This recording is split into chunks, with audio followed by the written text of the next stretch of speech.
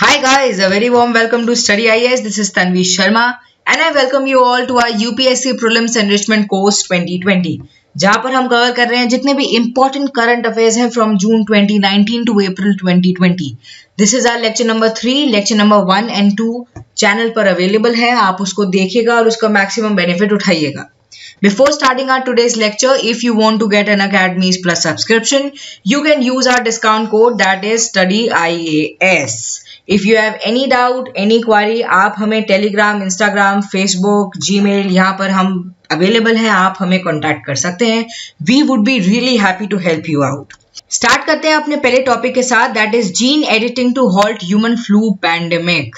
यह आपका जून का करंट अफेयर है. इस और भी जो करंट अफेयर्स आगे ऐड ऑन होते गए हैं वो हम इसमें डिस्कशन में लेते रहेंगे. ओके तो जो ब्रिटेन के साइंटिस्ट हैं उन्होंने बात की कि वो जीन एडिटिंग टेक्निक का इस्तेमाल करेंगे जिससे चिकन के अंदर एक रेजिस्टेंस पैदा हो सके टुवर्ड्स दी बर्ड फ्लू और फेमसली कॉल्ड H5N1. ठीक है, तो यहाँ पर इन साइंटिस्ट ने ये डिस्कवर किया कि अगर हम कैसे भी करके कुछ उनके जीन्स में एक बदलाव ला सकें तो हमें ये देखने को मिलेगा कि वो इनसे इन्फेक्ट नहीं होंगे. और इसको इन्होंने कैसे किया? इसको इन्होंने किया by using a technique that is CRISPR-Cas technique. इसके बारे में कल हमने एक्सटेंसिव रूप में डिस्कशन में लिया था. इंपॉर्टेंट टेक्निक है ये.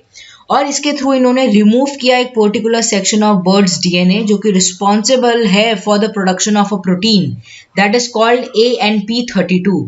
कल हमने CCR5 के बारे में डिस्कशन में लिया था जो कि रिलेटेड था HIV से. ओके आज हम बात करेंगे ANP32 के बारे में जो कि रिलेटेड है H5N1 से.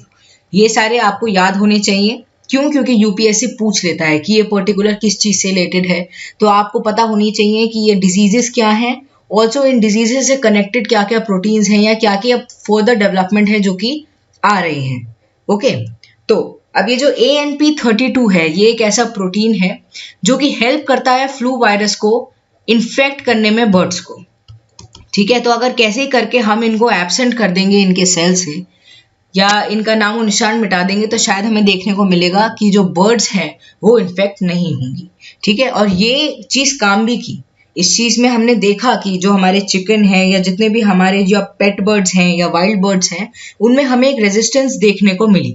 ठीक है, तो हम डिस्कशन में ले लेते हैं व्हाट इज बर्ड फ्लू या जिसको हम फेमसली एवियन इन्फ्लुएंजा कहते हैं. एवियन आप समझते हैं एवियन वर्ड का क्या मतलब है? एवियन, एविएशन, जितने भी उड़ने वाली चीज़ें होती हैं इसलिए ये वर्ड यूज होता है. और ये क्योंकि बर्ड्स को होता है इसलिए इसको एवियन इन्फ्लुएंजा कहते हैं. ओके तो ये एक हाईली कंटेजियस वायरल डिजीज है जो कि chicken, turkey, quail, guinea fowl इन सब में देखने को मिलती है. It can happen to both pet birds as well as wild birds. Okay occasionally ये मैमल्स में नहीं देखने को मिलती बट ये इनको इन्फेक्ट कर सकती है और काफ़ी सीरियस प्रॉब्लम्स हो सकती हैं. और अगर ह्यूमंस को हो जाती है तो मोर्टेलिटी रेट 60% है विच इज़ वेरी हाई. अब रिसेंट एक डेवलपमेंट जो हमें पता होनी चाहिए कि इसकी वैक्सीन है बट इसकी वैक्सीन इतनी इफेक्टिव नहीं है. ओके WHO ने कोलैबोरेट किया बहुत सारे ऑर्गेनाइजेशन के साथ जैसे world organization for animal health. ये आपके यूपीएससी के लिए बहुत इंपॉर्टेंट है, अभी हम इसके बारे में डिस्कशन में लेंगे.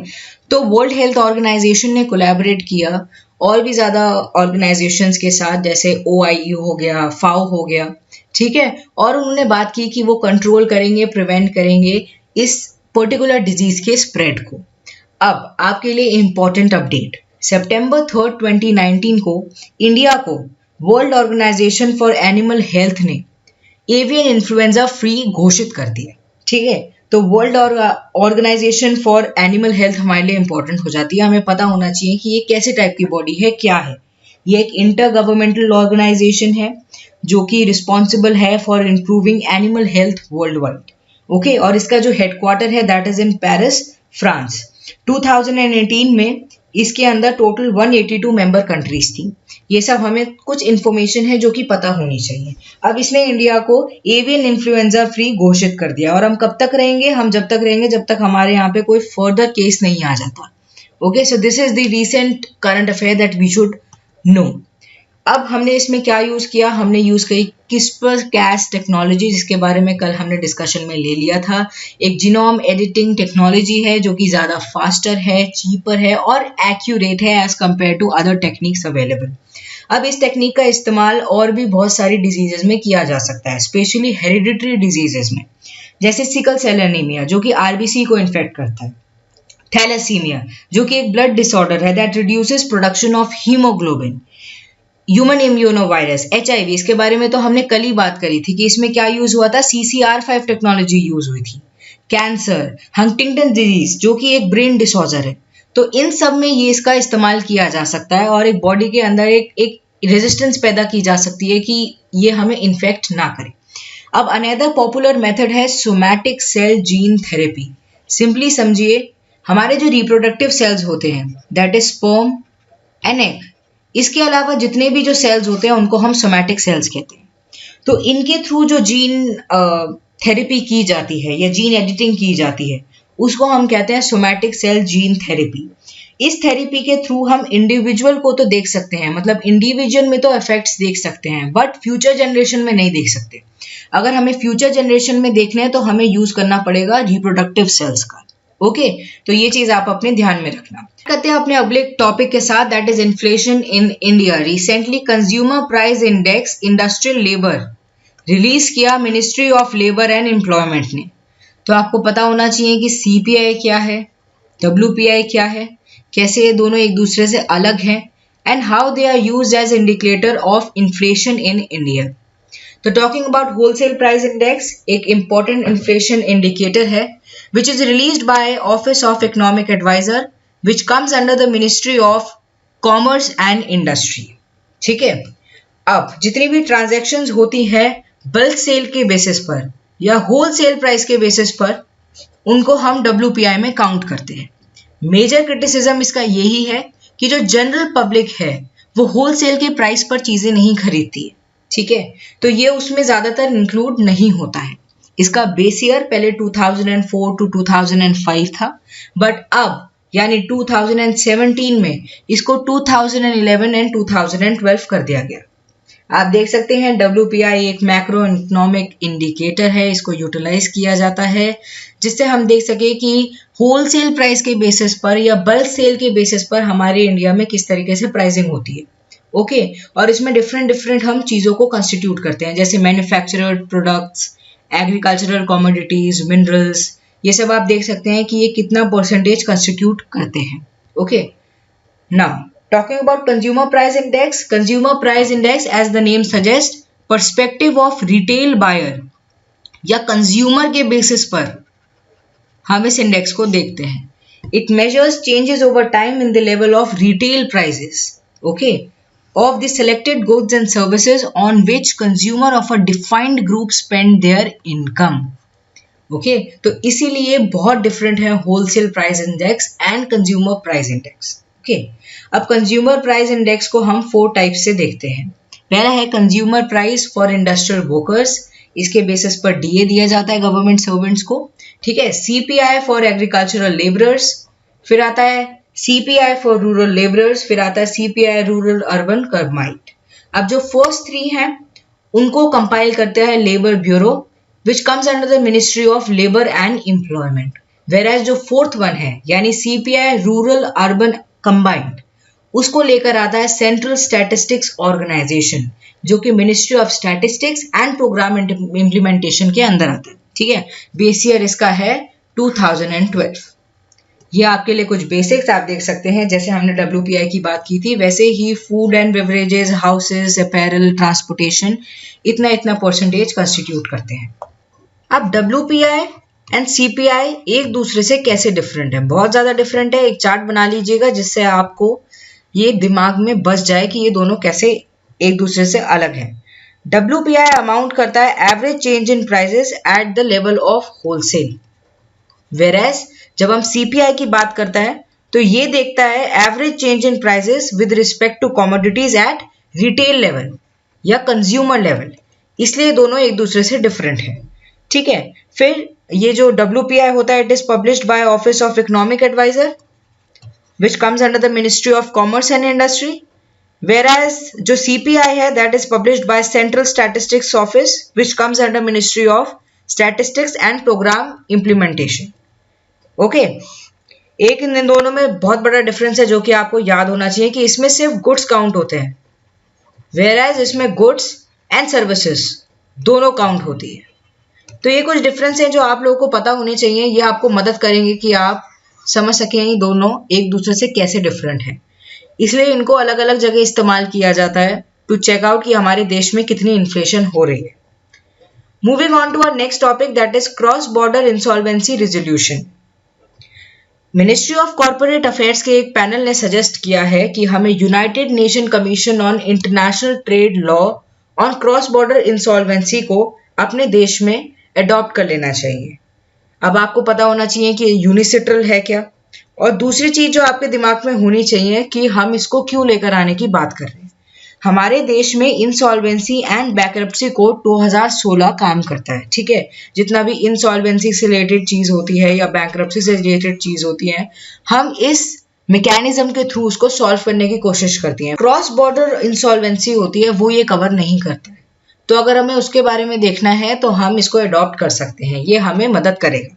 अब यूनिसेट्रल क्या है? यूनिसेट्रल एक लीगल बॉडी है यूनाइटेड नेशन सिस्टम की, या आप कह सकते हैं एक सब्सिडरी बॉडी है यूनाइटेड नेशन जनरल असेंबली की, जो कि 1966 में स्टैब्लिश की गई थी, देखने के लिए कि इंटरनेशनल ट्रेड कॉपरेशन अच्छे से हो बिटवीन स्टेट्स, जिससे एक पीस बनी रहे, सिक्योरिटी बने रहे हमारे वर्ल्ड में। ओके, ये इसका मेन काम था। अब ये इन सब चीजों को एग्जामिन करती है, इन सब चीजों को देखती है, and India is one of the 8 countries that have been a member of UNCITRAL. इसलिए आप लोगों को पता होना चाहिए इसका इंडिया एक मेंबर है, ठीक है। Now this was all for this particular topic. Moving on to the next topic that is Oussudu lake. Important lake है ये, कहाँ लाई करता है? It lie in Puducherry. Okay, अब यहाँ पे क्या प्रॉब्लम देखने को मिल रही है? ड्यू टू प्लास्टिक पोल्यूशन ये लेक हमें कंटामिनेटेड होता हुआ नजर आ रहा है, ठीक है। ये भर गया है प्लास्टिक बैग से, थर्माकोल से, कप से, प्लेट से, और इसकी वजह से इसका जो मरीन इकोसिस्टम है वो हमें डिसरप्ट होता हुआ नजर आ रहा है। अब इससे और भी ज्यादा प्रॉब्लम्स देखने को हमें दिख रही है, जैसे मानसून का जो पानी होता है वो इंटरप्ट हो रहा है, वो फ्री फ्लो नहीं कर पा रहा है, और ये लीच आउट कर जाता है हमारे लैंड में, वाटर में। सीरियस एनवायरमेंटल पोल्यूशन क्रिएट हो रही है। अब plastic pollution health problems create करता है, जैसे आई इरिटेशन, विजन फेलियर, ब्रीदिंग। अभी रिसेंटली एक रिपोर्ट आई थी जिसने बताया कि काफी सारी जो फिशेज हैं वो इसलिए मर रही हैं क्योंकि वो ऐसे प्लास्टिक को डाइजेस्ट कर लेती हैं। उनके गट में देखा जाता है कि ड्यू टू प्लास्टिक वो मर जाती हैं, उनके जो बॉडी मैकेनिज्म है वो वर्क करना बंद कर देता है। तो इसलिए ये बहुत ज्यादा परेशानी की बात है। अब अगर हमें रिकमेंडेशंस की तरफ देखना है, या हमें देखना है कि हम इसको कैसे सॉल्व आउट कर सकते हैं, तो प्लास्टिक बैन एक बहुत अच्छा सोल्यूशन नहीं है, क्योंकि पहले भी हमने पास्ट में प्लास्टिक बैन को एज अ सोल्यूशन देखा है। प्लास्टिक बैन से ज्यादा जरूरी है कि हम प्लास्टिक का एक ऑल्टरनेटिव लेकर आए, ठीक है। जब हम ऑल्टरनेटिव की बात करते हैं, so we can use paper, jute, इन सब का हम इस्तेमाल कर सकते हैं, तभी हम एक अच्छी तरीके से प्लास्टिक को बैन कर पाएंगे। ओके, ऑल्सो लोग यूज कर सकते हैं बनाना लीफ, टीक लीफ, इन सब की जो लीव्स होती है उनको यूज कर सकते हैं for serving and packaging food, क्योंकि सबसे ज्यादा जो प्लास्टिक का यूजेज देखा जाता है वो देखा जाता है सर्विंग, पैकेजिंग, इन सब चीजों में। ओके, तो ये सब कुछ चीजें हैं जो हम ले सकते हैं। अब आपको पता होना चाहिए कि उसूडू लेक है क्या, और उसके बारे में कुछ आपको इन्फॉर्मेशन होनी चाहिए। ऑस्टरी लेक या उसूडू लेक एक मैनमेड लेक है, नेचुरल लेक नहीं है ये। Okay, and it lies in Puducherry. It is recognized as one of the important wetland of Asia by IUCN. And इसमें वाटर, मडलैंड, फडलैंड्स ये सब देखने को मिलते हैं। सिंगल लार्जेस्ट कैचमेंट है of fresh water in Puducherry, ठीक है, इसलिए ये बहुत ज्यादा इंपॉर्टेंट है। अब इसमें आपको और भी क्या चीजें देखने को मिलती हैं? आपको स्मॉल हर्ब से लेकर ट्रीज देखने को मिलेंगे, अच्छा एक मरीन इकोसिस्टम देखने को मिलेगा। यहाँ पे बहुत सारी माइग्रेटरी बर्ड्स आती हैं समर्स एंड विंटर्स में। तो एक बहुत सुंदर जगह है ये, पर प्लास्टिक पोल्यूशन की वजह से ये जगह हमें खराब होती हुई नजर आ रही है। Moving on to our next topic that is SDG gender index. Sustainable development goal gender index को डेवलप किया इक्वल मेजर्स 2013 ने। ओके, एंड ये जॉइंट एफर्ट है काफी सारी ऑर्गेनाइजेशंस का। आप स्क्रीन पर देख सकते हैं African women's development and communication network, ऐसे बहुत सारी ऑर्गेनाइजेशन है, और ये अकाउंट करता है 14 आउट ऑफ 17 SDGs को, जैसे poverty, health, education, literacy, political representation, equality, इन सबको ये देखता है। इंडिया ने रैंक किया 95th अमंग 129 कंट्रीज, जो कि एक बहुत अच्छी एक पोजीशन नहीं है। अगर आप 100 स्कोर कर लेते हैं तो ये रिफ्लेक्ट करता है कि आप एक अच्छी अचीवमेंट ले रहे हैं, आपकी जेंडर इक्वालिटी है आपके देश में, ठीक है, with respect to all of these parameters. आप देख सकते हैं डेनमार्क, फिनलैंड, स्वीडन, ये कुछ देश हैं जो कि ज्यादातर हमें बहुत सारे इंडेक्सेस में अच्छा परफॉर्म करते हुए नजर आ रहे हैं, ठीक है। अब कुछ की फाइंडिंग्स हैं इंडिया के बेसिस पर कि इंडिया के हाईएस्ट गोल हमें देखने को मिले हेल्थ सेक्टर में, hunger and nutrition, energy, female student enrolled in primary education, इन सब में हमने अच्छा काम किया है। हमारे देश में जो फीमेल एजुकेशन की जब हम बात करते हैं तो एनरोलमेंट तो बहुत ज़्यादा है, बट इन रियलिटी इतनी ज़्यादा फीमेल्स जो होती हैं वो स्कूल नहीं जाती हैं। एनरोलमेंट तो ज़्यादा है बट वो रेगुलरली स्कूल नहीं जा पा रही हैं due to various reasons, okay. अब जो लोअर गोल्स गोल है वो हमें देखने को मिले partnership, industry, infrastructure, innovation, climate and seat held by women in national parliament. ये सब कुछ पैरामीटर्स थे जहाँ पे हमने बहुत अच्छे परफॉर्मेंस नहीं दिखाई। Moving on to our next topic that is supernova blast. Scientist ने डिस्कवर किया है कि अराउंड 1800 न्यू सुपरनोवा या फिर एक्सप्लोडिंग स्टार्स यूनिवर्स में है। अब ये क्यों इंपॉर्टेंट है? ये इसलिए इंपॉर्टेंट है क्योंकि इनकी मदद से हम देख सकते हैं कि यूनिवर्स कैसे एक्सपैंड हो रहा है। ऐसा हो सकता है कि ये काफी सारे रहस्य लेकर चल रहे हैं यूनिवर्स के बारे में, अर्थ के बारे में या और सारे प्लैनेट्स के बारे में। हमें पता चल पाए कि बिग बैंग थ्योरी क्या सच है कि नहीं, तो ये सब चीजें हमें पता चल पाएंगी सुपरनोवा के द्वारा। अब नेक्स्ट टॉपिक है हमारा वर्ल्ड एनवायरनमेंट डे। आप लोगों को पता होना चाहिए कि वर्ल्ड एनवायरनमेंट डे 5 जून को हर साल मनाया जाता है, ओके। 2019 का जो वर्ल्ड एनवायरनमेंट डे था उसको चाइना ने होस्ट किया और उसका थीम था एयर पोल्यूशन। आप सब लोग मुझे नीचे लिखकर बताएंगे कि कौन से साल का वर्ल्ड एनवायरनमेंट डे इंडिया ने होस्ट किया और उसका थीम क्या था। एक मैं आप लोगों को हिंट दे सकती हूँ कि आज ही अभी ही कुछ टॉपिक पहले हमने उसको डिस्कशन में लिया है, ठीक है, तो इसलिए आपको अब थोड़ा सा अंदाजा हो गया होगा कि हमारी थीम क्या थी। Moving on to our next topic that is global economic perspect. Global economic perspect एक रिपोर्ट है जो कि निकालती है हमारी वर्ल्ड बैंक और इसको लास्ट पब्लिश किया गया था जनवरी 2019 में। वर्ल्ड बैंक ने बताया कि 0.3% टू 2.6% हमें 2019-20 में जो ग्लोबल ग्रोथ है वो नीचे गिरती हुई नजर आ सकती है।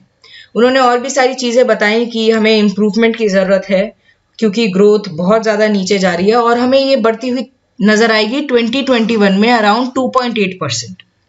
अभी तो हम 2019 की बात कर रहे हैं पर अभी के रिस्पेक्टिव में शायद ये और भी ज्यादा नीचे होती, ओके। तो एडवांस इकोनॉमीज जैसे जहाँ पे यूरो चलता है, बेसिकली जितने भी यूरोपियन कंट्रीज हैं उनमें तो और भी ज्यादा हमें नुकसान देखने को मिल सकता है, एक स्लो डाउन देखने को मिल सकता है। यूएस की जो पॉलिसीज हैं, जो प्रोटेक्शनिस्ट मेजर्स वो यूज कर रहे हैं, ठीक है, एंड यूएस एंड ईरान के बीच में जो ट्रेड वॉर चल रही थी, यूएस एंड चाइना के बीच में जो चल रही थी, इन सब रीजंस के थ्रू भी हमें यूएस की जो ग्रोथ है वो नीचे होती हुई नजर आ सकती है। इंडिया के पर्सपेक्ट में वर्ल्ड बैंक ने कहा कि फिर भी हमारी ग्रोथ थोड़ी सी ठीक दिखेगी, 7.5% इन 2019-20 फिस्कल ईयर हमें दिख सकती है। अभी के पर्सपेक्टिव तो शायद ये ना रहे, ये नीचे हो जाए क्योंकि अभी कोरोना वायरस का इतना जो एपिडेमिक चल रहा है इसकी वजह से इकोनॉमिकली काफी ज्यादा पूरा वर्ल्ड ही हमें थोड़ा पीछे नजर आ रहा है, बट होपफुली आगे हम इससे रिकवर कर जाएंगे जब हम कोरोना वायरस की सिचुएशन से बाहर निकल जाएंगे एंड हमारी इकोनॉमी फिर से वैसे ही मूव ऑन करने लग जाएगी। हम इंश्योर बहुत अच्छी तरीके से फिर वर्क ऑन करेंगे अपनी इकोनॉमी के ऊपर, ठीक है। तो ये आपको याद रखना है कि ग्लोबल इकोनॉमिक पर्सपेक्ट कौन निकालता है? वर्ल्ड बैंक निकालता है। So this was all for this video. I really hope you enjoyed it. आप ऐसे ही इन वीडियोस को देखते रहिए। आई होप आपको बहुत ज्यादा मदद करेंगे ये यूपीएससी 2020 एंड यूपीएससी 21 की एग्जामिनेशन में, क्योंकि ये सब करंट अफेयर्स आगे जाके स्टैटिक बनेंगे। ये सब करंट अफेयर्स आपकी बेसिक्स को और भी ज्यादा स्ट्रॉन्ग करेंगे। So thank you very much.